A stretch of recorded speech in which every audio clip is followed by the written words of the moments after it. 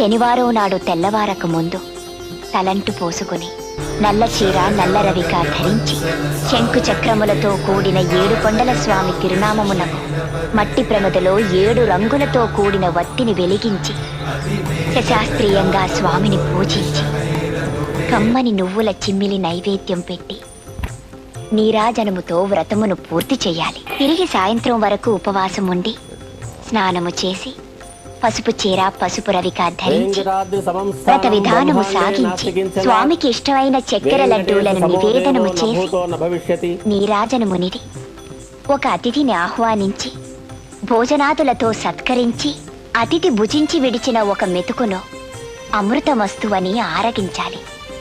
అప్పటికి ఆనాటి శనివార వ్రతం పూర్తవుతుంది. ఈ విధంగా 7 శనివారములు వ్రతమును చేసినచో ఉద్దేశించిన సత్ఫలమును పొందగలరు.